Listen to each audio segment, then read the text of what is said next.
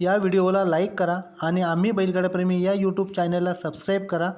तसेच बेल आयकॉनवर क्लिक करा म्हणजे तुम्हाला आमचे नवनवीन व्हिडिओ पाहता येतील. आणि सर्वात महत्त्वाचं म्हणजे हा व्हिडिओ संपूर्ण पहा. मित्रांनो, तर आज आपण आलेलो आहोत खालापूर तालुक्यामधील खरवई या गावामध्ये. आज ज्या व्यक्तीची आपण मुलाखत घेणार आहोत त्या व्यक्तीने संपूर्ण महाराष्ट्रामध्ये बैलगाडी क्षेत्रात एक देवदूत म्हणून त्यांची ओळख स्वतः निर्माण केलेली आहे. असे आयुर्वेदिक पशुसेवा केंद्राचे सर्वेसर्वा अप्पासाहेब भोसले साहेब यांची मुलाखत घेण्यासाठी आज आपण इथे आलेलो आहोत.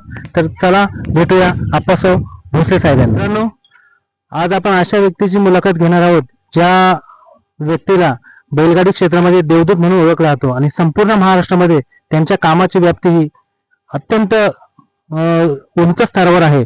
असे व्यक्ती म्हणजे श्री भोसले साहेब यांची आपण आज मुलाखत घेणार आहोत. पशु केंद्र सेवाचे सर्वेसर्वा म्हणून त्यांची ओळख संपूर्ण महाराष्ट्रामध्ये आहे. भोसले साहेब आज इथे उपस्थित झालेले आहेत. तर आता आपण भोसले साहेबांची सविस्तर मुलाखत घेऊया. साहेब, प्रथमतः तुमचं स्वागत आम्ही बैलगाडाप्रेमी या युट्यूब चॅनलमध्ये. आणि हर्षद भाऊंनी तुम्हाला निमंत्रित करून तुम्ही आज खालापूर तालुक्यामध्ये खरोली गावात उपस्थित झालात, त्याबद्दल मी तुषार थोरवे आम्ही बैलगाडाप्रेमी या युट्यूब चॅनलमध्ये आपलं सहर्ष स्वागत करतो. साहेब, प्रथमतः तुमचा परिपूर्ण परिचय द्या. माझे नाव अप्पासाहेब दादासाहेब भोसले, मुक्काम पोस्ट चिकमोहूर, तालुका सांगोला, जिल्हा सोलापूर. माझा मोबाईल नंबर आहे 9766601468. आता इकडे येण्याचं कारण की आता भरपूर बैल आमच्या पण ऑफिसला येतात. आता बऱ्याचशा बैलांचा प्रॉब्लेम असतोय की छातीत भरणे. आता भरपूर जण आता आमचं बघून किंवा भरपूर आता सोशल मीडियाच्या माध्यमातून करायला लागली. पण कसं होतंय, केलं तर व्यवस्थित केलं पाहिजे, कारण त्या बैलगाड्या मालकाचा पण फायदा होतोय आणि 4 बैलांचं पण व्यवस्थित स्टेटमेंट होते. करण्याबद्दल काय नाही, पण आता जे आम्ही हे योग्य ठिकाणी म्हणजे उपचार जे सांगतो बैलांना किंवा लक्षणं जे सांगतोय, आता बऱ्याचशा बैलांना छाती भरण्याचा प्रकार असतोय. त्यात लक्षण असतात 100-200 फुटात कमी पडणे, दम लागणे, तोंडाला फेस येणे, गाडी बाहेर नेणे, तरंगत चालणे, किंवा आता बऱ्याचशा बैलांना छाती खाली दाबल्यावरती बसणे किंवा मणक्यात दाबल्यावरती अवघडणे म्हणजे खाली वाकणे अशी लक्षणं असतात. पण आजोबांचा पुरेपूर आशीर्वाद आपल्याला भेटला आणि परिपूर्ण तुम्ही या क्षेत्रात ज्ञान आजोबांकडून घेतलेलं आहे. हो, भरपूर आजोबांकडून आणि एक ह्या नंदीच्या सहवासात आपल्याला हळूहळू ज्ञान भेटत गेलं आणि ते एक सक्सेसफुल झालं. त्याच्यामुळे संपूर्ण महाराष्ट्रभर तुमच्या नावाची चर्चेत आहेत. हो, आणि तर मैद्याचा खूप प्रॉब्लेम झाला होता, तर मैद्याच्या वरती तुम्ही काय सांगाल? नाही, बैल चांगलाच बैल आहे. कसं होतंय काय, आता बोजा असल्यामुळे काय बैलाला ते काय बैल आपले असं कसं होतं दगडाच्या रानात पळतात किंवा मोवाटीला पळतात. आता बैल चांगला आहे, टॉपचा आहे, पळतोय मस्त, एकदम ओके आहे बैल, स्पीड वगैरे चांगला आहे. फक्त त्याचा बोजा असल्यामुळे कधी कधी थोडंफार प्रॉब्लेम होऊ आणि शकतो. सर, हे प्रॉब्लेम मुख्यतः कशामुळे होतात? हे शर्यतीची जी बैल आहेत या बैलांमध्ये मुख्यतः हे प्रॉब्लेम्स कशामुळे होतात? म्हणजे जास्त वेग, कधी जास्त वेगाचा बैल असतो, तर कधी बैल मणक्यात चमकतो, तर कधी बैलाची शिर आखडते, कधी कधी बैल अचानक स्पीड कमी होतो. ह्या गोष्टी कशामुळे होतात? आता कसं होतंय, आपल्याला कमी दिवसात जास्त बैल पळायला पाहिजे, पण तसं होऊ शकत नाही. आपल्याला पहिल्या गोष्टी कशा होत्या, ज्यावेळेस बैल पळवत होती त्यावेळेस बैलांना भरपूर प्रमाणात व्यायाम असायचा, 10-15 दिवस रेस्ट असत होती. जर 10-15 दिवसात कोणता घरगुती म्हणजे उपयोग पण बैलांना करून घेत होते की शेती कामाला वापरत होती, तिथून बैलाला भरपूर व्यायाम भेटत होता. त्यामुळे शरीर कुठल्या गोष्टीत अवघडत नव्हतं बैलाचं, छाती वगैरे भरून येत नव्हती. म्हणजे कॅल्शियम विटामिन व्यवस्थित मजबूतपणा, बैलाला कॅल्शियम विटामिन किंवा पचनक्रिया, आरोग्य शक्ती, कॅल्शियम सगळं व्यवस्थित राहत होतं. त्यामुळे बैल एकदम व्यवस्थित राहत होता आणि कायमस्वरूपी टिकून पळत होता. आणि बैल एकदम जातीगोतीची म्हणजे कोसा खिल्लार मध्ये पहिली बैल होती. बरोबर. आता कसं होतंय, सगळं जरा हायब्रिड मिक्स थोडं आलं, मैसुरी वगैरे खिल्लार वगैरे मिक्स आलं.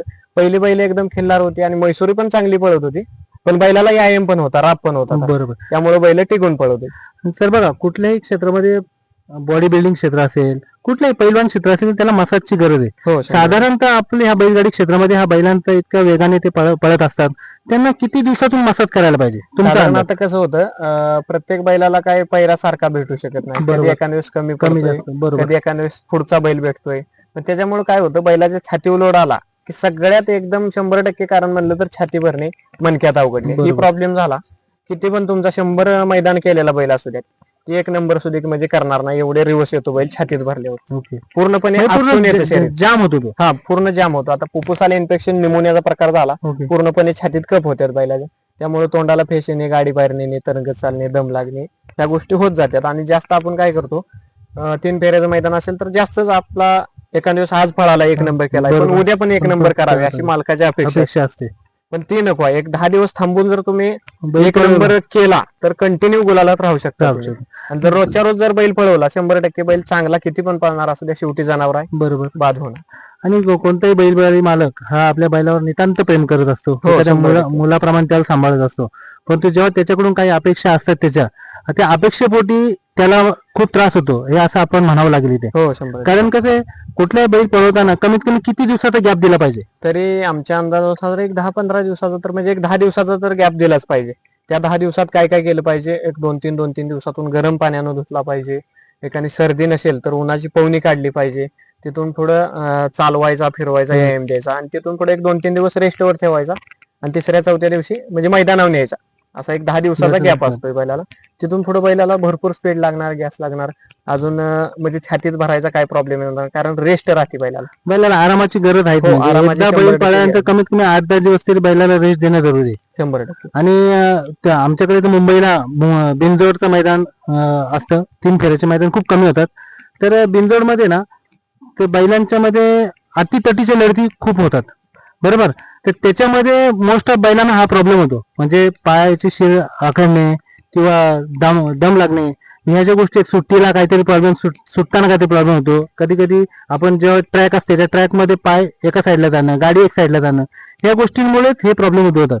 प्रॉब्लेम होतात. हे कसं आहे, आता शेवटी नैसर्गिक होणारी गोष्ट होतच होत असते. असते. एखाद्या वेळेस फाटी वगैरे मऊ असते किंवा दगडाची असते, एखादा पायातून बैल म्हणजे असं नक्कीतून घसरून गेला, एखादा फ्रॅक्चर होतोय किंवा पळता पळताना हाय स्पीड आवरलं बैलाला, एखाद्याच्या गाडीत पाय गेला तरी पण बैलाचा बरोबर. खुब्यातून निसटू शकतो. बरोबर. म्हणजे आता होणाऱ्या गोष्टी होतं. होत राहतात, पण त्यातून पण मालकाने काळजी घेऊन व्यवस्थित जोपासून आपला बैल कुठं चुकतोय, त्याला दुसऱ्या मैदानात कुठं आपण काय चूक सुधारून बैल पळवला पाहिजे ही काळजी घेतली पाहिजे 100%. आणि साधारणतः बैलाचा आहार कसा पाहिजे तुमचा अंदाज? आता आमच्या अंदाजानुसार आता आमच्याकडे म्हणजे आजोबापासून 3 पिढ्यापासून बैल आहेत. माझ्याकडे पण खिल्लार बैल आहेत, वरातीचे घोडे आहेत, वळू बैल आहेत. म्हणजे आमचा तर आहार असतोय की मक्याचा भरडा, खपडी पेंड, आपली उडीद डाळ, हरभरा, शेंगपेंड असे भरपूर प्रमाणात जे जुनं खाणं आहे ना, ते दिले तर बैलाला म्हणजे अतिउत्तम शरीरासाठी कॅल्शियम विटामिन चांगलं राहतं. जुनं ते सोनं म्हटलंय तिथे हा, जुनं ते सोनं. आता जे मिक्स आले त्याचं 99% म्हणजे एक 10-20% तर केमिकल मिक्स असते. बरोबर. त्यामुळे बैल खात्यात चमक येते, तेवढ्या पुरती ते खाणं संपलंय ते अजून हाय असे रिवर्स येतात बैल.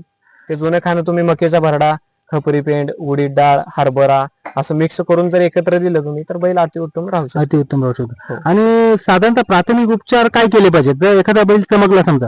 आता तुम्ही तर प्रत्येक ठिकाणी अवेलेबल नसता, अख्खा महाराष्ट्र तुम्हाला फिरावा लागतो. तर सर्व बैलगाडी मालकांना प्राथमिक उपचार काय केले पाहिजेत? म्हणजे आता चमकला तर तुम्ही कॉल केला तर बाबांनो खुब्यातून बैल निसटला असेल तर आम्ही चुंबळ घालतो त्याला. मग तुम्ही जर व्हिडिओ कॉल करून आमच्याशी संपर्क केला तर आम्ही सांगू शकतो तुम्हाला. म्हणजे कधीही निमेराचं 24 तास सेवा आपली उपलब्ध आहे. कधीही कोणाला काय अडचण आली तर नक्की 100% संपर्क करा तुम्ही. काही आणि अडचण हे जी तुम्ही सेवा करताय, पशुसेवा, हे त्यांचं पुण्य तुम्हाला नक्कीच लाभते आणि त्यामुळे 100% तुमचं संपूर्ण महाराष्ट्रात नाव होतं. आज आता 21-22 वयात माझ्या पूर्ण महाराष्ट्रात ह्या नाव- नंदीमुळे एक नाव नाव झाले आणि झालंय. तुमच्या सर्वांच्या प्रेमामुळे. आणि ऍक्च्युली खरं सांगायचं आलं ना तर अशी लोक म्हणजे सेवा देणारे खूप कमी आहेत. हो बरं. जी 24 तास तुम्ही बोलताय, कधीही फोन करा, काही प्रॉब्लेम असू दे, असे लोक नाही, हे आजच्या कसं होतं काळामध्ये दादा? खूप कमी आहेत. हे जुन्या गोष्टी आहेत. आम्ही जे करतोय आता ही जुन्या गोष्टीपासून परंपरानुसार जी चालत आलेला आहे ती पुढे नेत चाललोय आम्ही. पण आताच्या गोष्टी लोकांना काही कळलं नाही. कळलं. म्हणजे आत्ताच्याच आपण गोष्टी बघतोय पण जुन्यानुसार जुन्या माणसाचं ऐकलं पाहिजे. आता जुन्या माणसाचा आपल्यापेक्षा अनुभव अनुभव जास्त जास्त असतो आहे. एखाद्याचा, त्याचं ऐकलं पाहिजे कसा बैल पळवायचा काय. म्हणजे त्याने एक 4 पावसाळ आपल्यापेक्षा जास्त जास्त खाल्लेले खाल्लेलं. अनुभवासारखा हा. दुसरा गुरु नाहीये. म्हणजे अनुभवासारखा म्हणजे गुरु नाही. आता तुमचं जुन्या माणसाचं जर ऐकलं तर आपल्या 4 गोष्टीत फायदा होईल चांगला. आणि दुसरा विषय सांगत आला की हे जे आजपर्यंत तुमच्याकडे किती बैल येऊन गेले असतील आता माप नाही. आता रोजची तर माझ्याकडे 30-40-50 बैल येते रोज? आता तुम्हीच विचार करा किती येतील. आज एवढ्या वर्ष तुम्ही ही ट्रीटमेंट करताय, त्याच्या बाबतीत सर्वात अवघडलेला प्रसंग म्हणजे तुम्हाला तुमच्या आठवणीतला आम्हाला काय सांगाल?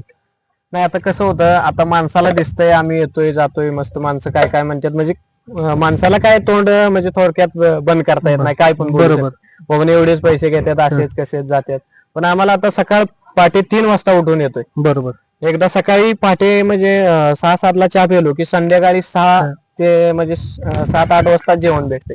एवढी ह्या नंदी सेवा म्हणजे 24 तास सेवा सेवा चालू. चालू आहे. जेवण पण काय काय वेळेस भेटत नाही, पण ही नंदी सेवा करतो त्याच्या आशीर्वादाने आपल्याला काही अडचण येत नाही. कधी म्हणजे दवाखाना येत नाही, कधी काय अडचण येत नाही. गोळी खात नाही. आणि साहेब, आम्हाला एक प्रश्न महत्वाचा आहे की हे मोठे मोठे नंदी जेव्हा तुमच्याकडे येतात ती एक मोठी जबाबदारी आहे बघा. एक जेवढा मोठा टॉपचा नंदी येतो तुमच्याकडे, ती त्या बैलाला हँडल करणं ही तुमच्यासाठी एक मोठी जबाबदारी आहे. तर त्याबद्दल तुम्ही त्याला कसं ट्रीट करता, म्हणजे काय? नाही, आता मला कसं होतंय दादा, सगळे बैल सारखेच आहेत सारखे, मला. ओके. नंदी जेवढे मोठा असो बैल, 1 कोटीचा असो नाहीतर 1,000 रुपयाचा असो किंवा 10,000चा असो, बरोबर. मला सगळे नंदी सारखेच आहेत. त्यामुळं जे ह्या बैलाला स्टेटमेंट देतोय त्याला तेच तीच देणार आणि 100% रिझल्ट हा, देणार. आणि इतर साधारणतः प्रकार- याच्यामध्ये तुम्ही औषधं कशा प्रकारे देता, म्हणजे कोर्स कसा असतो तुमचा? कोर्स महिन्याचा असतोय. म्हणजे आता काय काय बैलांना फुफ्फुसाला जे इन्फेक्शन आहे, निमोनियाचा प्रकार आहे, कफ आहे, बरोबर. त्याला एक अंड्यातली पावडर द्यायला लागते. राहिलेली उर्वरित मुलाखत भाग क्रमांक 2 मध्ये पाहायला विसरू नका. आणि आम्ही बैलगाडा प्रेमी या यूट्यूब चॅनलला लाईक, शेअर आणि सबस्क्राईब करायला विसरू नका. धन्यवाद.